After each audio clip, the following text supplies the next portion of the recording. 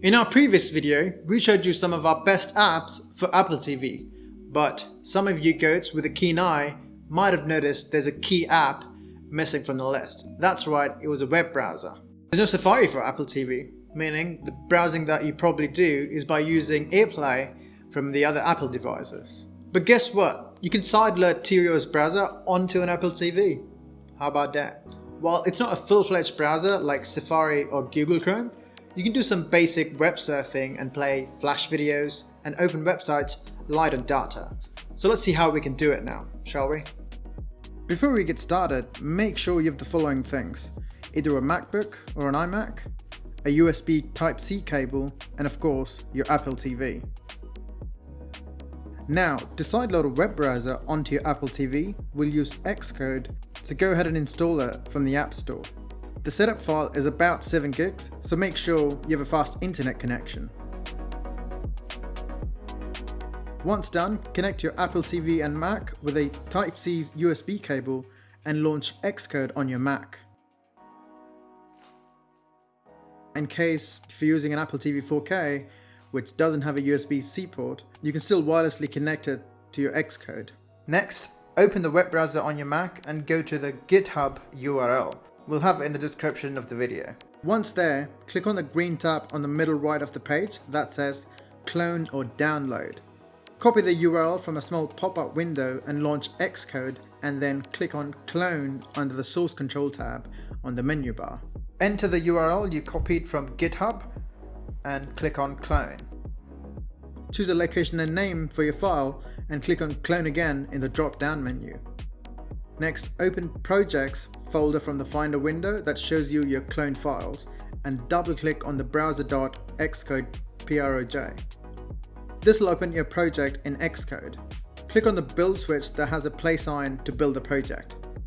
Now what you'll see is a notification that says Build Failed. This is because UI WebView is not available on tvOS. But here's how you fix this issue. Open a Finder window and go to Applications tab on the left. Locate Xcode at the end of the list and right-click on it to choose Show Package Content. Now go to Contents, Developer, Platforms, Apple TV OS.Platform, Developer, SDKs, Apple TV OS.SDK, USR, and then Include. Open the file availability.h and look for the following lines at around line 318. Replace these lines with the following lines.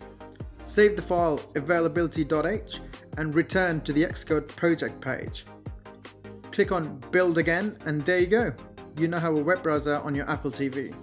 For those of you who are having trouble editing the file availability.h because you don't have the necessary permission, follow these steps. Copy availability.h to your desktop and then edit the file there after changing the permissions using the above steps.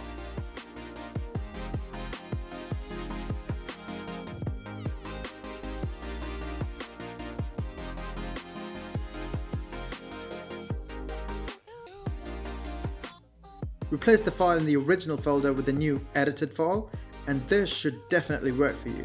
It's tested and it works for us as well.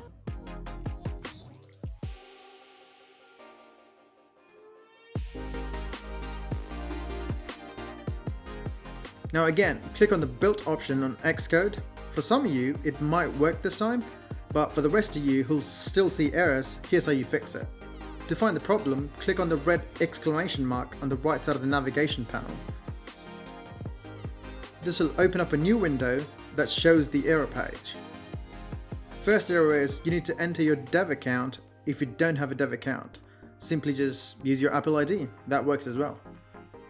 Now the second issue, bundle identifier or the original dev, is not identified by Apple. To fix this, again, go to GitHub page and copy the name of the developer and replace his name in bundle identifier. Finally, click on Built again and voila, it should work this time. You might have to type in your Apple admin password to compile the source code. Now you'll be able to see the new browser app on your Apple TV main screen. Here are a few tips for using tvOS browser through Apple TV Siri Remote. So what can you do with your tvOS browser? Well, you can search on Google, open up websites like Smart DNS Proxy, you can even play GIFs and browse the internet. But what about videos? Well, unfortunately, that doesn't work. Even though it's not a full-blown web browser, it should suffice for the basic needs of browsing on Apple TV. That being said, check out how to set up Smart DNS Proxy on Apple TV, where you can unblock geo-restricted content on Netflix, Hulu, or even Amazon Prime Video. We have a lot more videos coming out real soon, so click the subscribe button to keep you posted. As always, I'm Vam, Smart DNS Proxy. Thanks for watching.